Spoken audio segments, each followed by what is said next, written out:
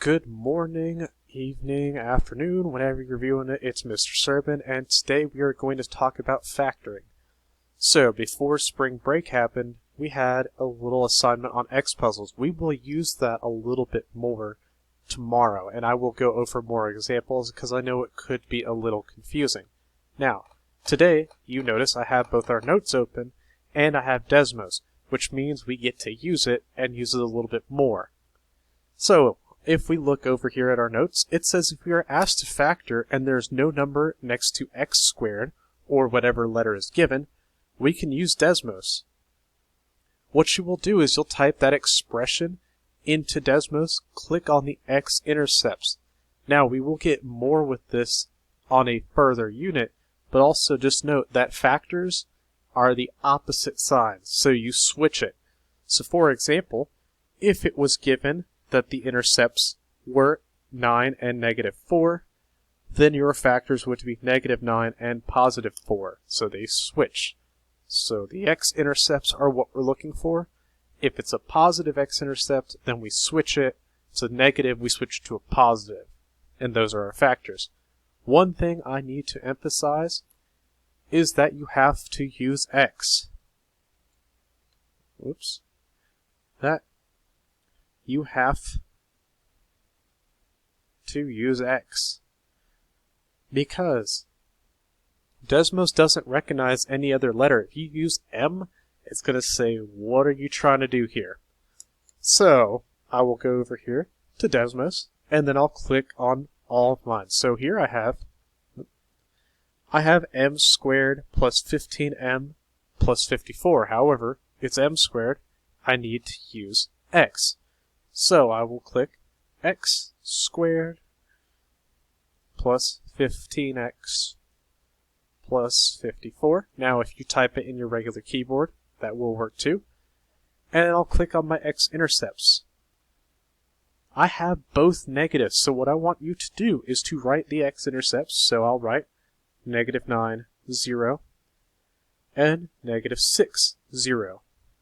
Now what I'll do is I will write my factors. Notice I switch it, so since they're both negative, they have to both be positive.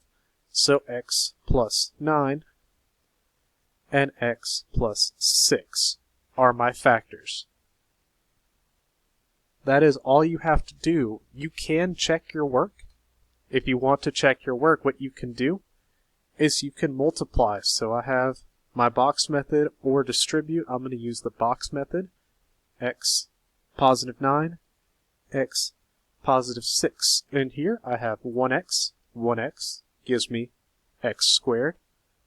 I have positive 9 times x, which gives me 9x. Positive x times positive 6, which gives me 6x. And positive 9 times positive 6, which gives me positive 54. I will then bring out the x squared term, add my diagonals. 9 plus 6 gives me 15. And then 54. Also make sure you put your x there. And then 54 gives me plus 54. I will match that up to my original problem. X or m squared plus 15m plus 54. X squared plus 15x plus 54, which means that my factors are correct. That is one way you can check, and remember the variable doesn't matter. I can interchange whatever it is. So if it's b, becomes x, a becomes x, y becomes x. You typically won't see y because it represents other things. That is it for the first one. So the second one, I'm doing the exact same thing.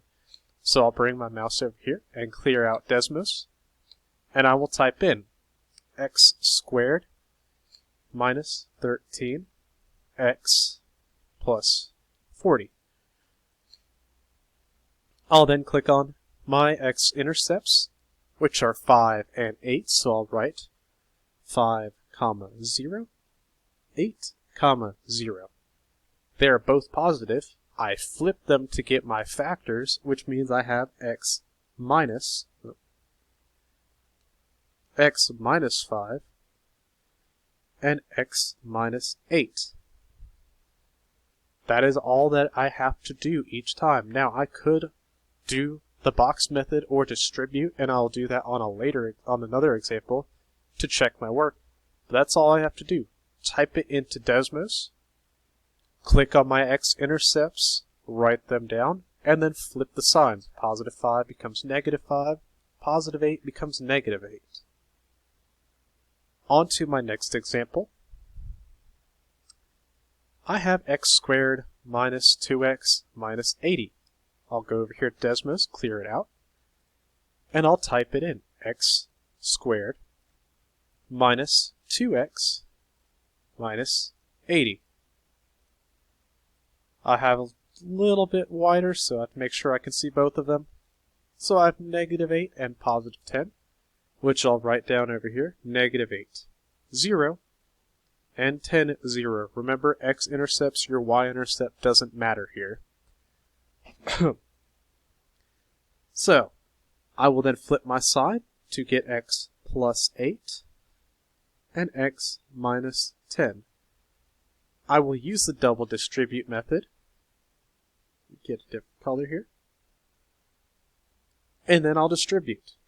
X times x, x squared, x times negative 10, negative 10x, positive 8 times x, positive 8x, positive 8 times negative 10, negative 80. I bring down my first term of x squared, combine my two middle, because they are like terms, to give me negative 2x, and then bring down negative 80. I check this with my original problem, and I see x squared minus 2x minus 80, they match up, therefore my answer is my factors are correct. One last example. X squared plus 8x minus 9. So I will go ahead and then I will also show you how to use the diamond puzzle if you want to. So I'll do this in Desmos and then show you. So I will click on x squared plus 8x minus 9. And I see that I have 1 and negative 9. So I have negative 9, 0, 1, 0. I will flip them to get x plus 9 and x minus 1. And those are my factors. Now, diamond puzzle. If you want to use this, if you don't have to. I'm going to use my example up here of 40, x squared minus 13x plus 40. So I'll draw my x, my x puzzle. I'll put my last number on top, so I have 40. My middle number on the bottom, negative 13. Now, I have a positive on top. Here is something I did not mention in the previous, but the top number determines the operation. If it's positive on top, I am adding to get to 13, and they just have to be the same sign. If it's negative on top, then I'm subtracting. Feel free to kind of leave out this part. If you want to just use Desmos, that's fine. We will use this other method on later examples where we have numbers in front of x squared. Or feel free to try this method out. Practice it. Practice makes perfect. So I write down some pairs that multiply to 40. I have 1, 40. Doesn't add to 13. 2, 20. Doesn't add to 13. 3, and nothing. I have 4 and 10. Close, but not 13. 5, 8. Well, that adds to 13. So I put 5 and 8. However, I need to make sure that they're both negative, so they multiply to a positive and add to a negative. And would you look at that, those are my factors, and those match up with what I have up here. That is how that previous X puzzle works into factoring. One more example. So we already know our answer, so we can use this to double check it. So this is one way you can go back and check, did I get this right or do I need to work on it? last number goes on top, middle number goes on bottom. I look at my top number, it's negative, meaning I'm subtracting. I'm subtracting to my bottom number. So I need to find a pair that subtracts to 8 and multiplies to 9. 1 and 9, well, that subtracts to 8. I just need to figure out, so 1 minus 9, that subtracts to 8. I just need to figure out which is the actual negative number, because 1's negative, 1's positive. Well, the bottom number is positive, and that determines the sign of the bigger number, which is 9. Since this is positive, this one's positive, this one's negative. And if you look at that, negative 1 and positive 9, negative 1, positive 9. So it does work, it just takes a little bit more practice. Feel free to use this method right here, or this one over here. Use Desmos or the X puzzle. I recommend that you use Desmos to get the answer, and then you can practice the X puzzle from there.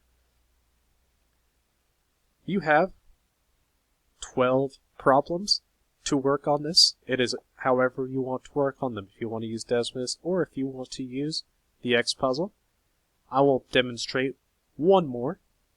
I'll go ahead and demonstrate here number 4 with the X puzzle, because you can do it in Desmos. So, draw my X. Last number goes on top. Middle number goes on bottom. Well, it's negative on top, so I have to subtract 4. I have to find a pair that multiplies to 12. So multiplies to 12. And subtracts to positive 4. 1 and 12. Well, and I subtract those, I get negative 11. 2 and 6. When I subtract those, I get negative 4. I have the correct number, so I have 2 and 6. However, I got negative 4, so I need to change it because I have positive 4. I need to put a negative on 2 instead of 6, because the number on bottom determines which one is positive, if you have one positive, one negative.